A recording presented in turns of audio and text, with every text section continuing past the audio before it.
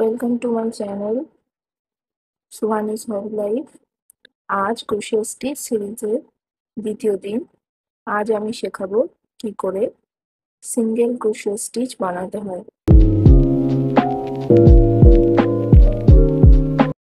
তো তোমরা সবাই লক্ষ্য করো, এটা হচ্ছে আমার ডান হাত, এটা হচ্ছে আমার বাম হাত, আর এই চারটে আঙুলকে কিভাবে ইউজ করা হচ্ছে হুকের সাথে আর উলের সাথে।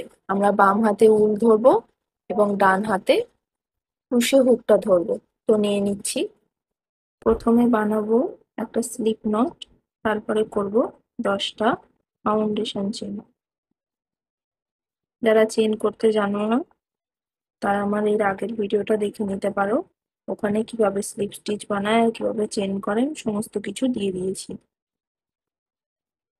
এবার করব 10টা চেন। 1 2 3 4 5 6 7 8 9 10। এই 10টা চেন হয়ে গেল। এর উপরে আমরা সিঙ্গেল ক্রোশে কিভাবে করে সেটা দেখব। এই যে এরপর থেকে আমরা এই যে চেনগুলোর উপরে কাজ করব, তো এর জন্য একটা হাইট দরকার, সেজন্য আমরা একটা চেন এক্সট্রা করব। এবার আমরা এক্সট্রা যে চেনটা করলাম এটাকে বাদ দেব, দিয়ে এর পরে যে চেন রয়েছে মানে সেকেন্ড চেন, এখান থেকে আমরা আমাদের কাজ শুরু করব। তো প্রথমে আমাদের এই হুকটাকে এই সেকেন্ড চেনে ভিতরে প্রবেশ করাতে হবে, ইয়ার্ন ওভার বাইরে আনতে হবে। যে আমাদের এবারে হুকের উপরে দুটো লুপ এসে গেল, বা ইয়ার্ন ওভার এই দুটো লুপের ভেতর থেকে বের করে আনতে হবে। এটা খুবই খুবই সোজা। আবার আমরা এই সেম ভাবে করব দ্বিতীয়। এই যে এবার পরবর্তী চেন, এই চেনটার উপরে প্রবেশ করাবো, করানোর পর বের করিয়ে আনবো, আবারও ইয়ার্ন ওভার দুটো লুপের ভিতর থেকে বের করিয়ে আনবো, আবারও পরবর্তী চেনে প্রবেশ করাবো, বের করে আনবো। এটা তোমরা খুব মনোযোগ দিয়ে দেখলে ঠিক বুঝতে পারবে। এটা এমন কোনো কঠিন ব্যাপার না, এখানে একটু ধৈর্য লাগবে আর একটু ভালো করে দেখতে হবে কিভাবে স্টিচ গুলো পড়ছে এবং কিভাবে হুকটা ব্যবহার হচ্ছে। তো আমি এটা পুরোটা কমপ্লিট করব।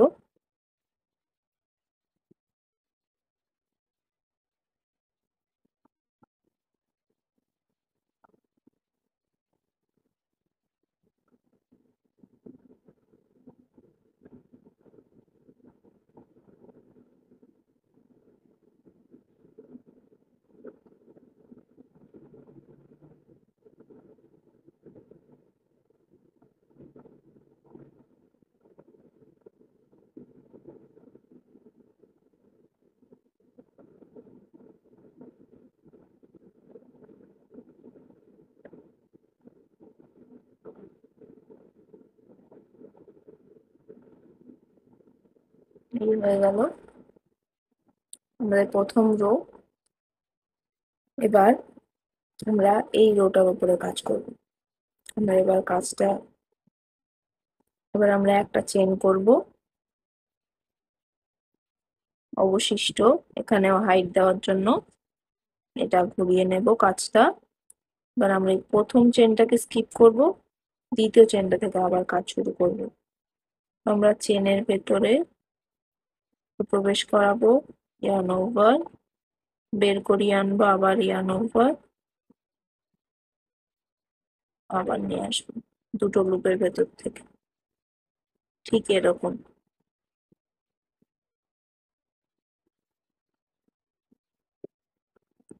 তো প্রবেশ করাবো, ইয়ার্ন ওভার দুটো লুপের ভেতর থেকে বের করে নিয়ে আসবো, প্রবেশ করাবো, ইয়ার্ন ওভার আবার দুটো লুপের ভেতর থেকে বের করে আনবো, প্রবেশ করাবো ইয়ার্ন ওভার, আবার দুটো লুপের ভেতর থেকে বের করে নিয়ে আসবো।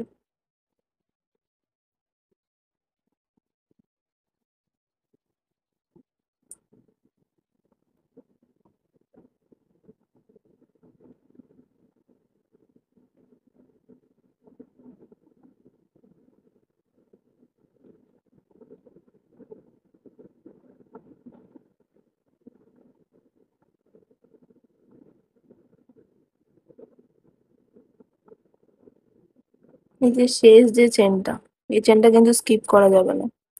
এই চেনটা ভালো করে লক্ষ্য রাখতে হবে। এর মধ্যেও ইয়ার্ন প্রবেশ করাতে হবে, এখানটাও বানিয়ে নিতে হবে। তো আমরা শেষ চেনটা সম্পূর্ণ করলাম। পরে আমরা আবার একটা এক্সট্রা চেন করে নেব, নিয়ে কাজটা ঘুরিয়ে দেব। আবার আমরা একই রকম ভাবে এই যে চেন দেখা যাচ্ছে, চেনগুলোর উপরে কাজ করব। এই চেনের নিচ থেকে এই যে নিচে, এই নিচ থেকে হুকটা প্রবেশ করাবো। এই প্রথম চেনটা বাদ দিলাম, দিয়ে দ্বিতীয় চেন থেকে ইয়ার্ন ওভার, দুটো লুপ, ইয়ার্ন ওভার, দুটো লুপের ভেতর থেকে আনলাম, আবার প্রবেশ করাবো, ইয়ার্ন ওভার, দুটো লুপ, বা ইয়ার্ন ওভার, দুটো লুপের ভেতর থেকে আনলাম। এটা আমরা এরকম 10টা রো করব, করলেই আমাদের প্র্যাকটিস হয়ে যাবে। আমরা স্টিচটা সম্বন্ধে নিজের হাতের সাথে আয়ত্ত করতে পারবো। এটা খুবই সোজা। আমরা পুতুল বানাবো বা চাবির রিং বানাবো বা যাই করব, আমাদের এই সিঙ্গেল স্টিচটা দরকার পড়বে। তো এটা আমি সম্পূর্ণ করব।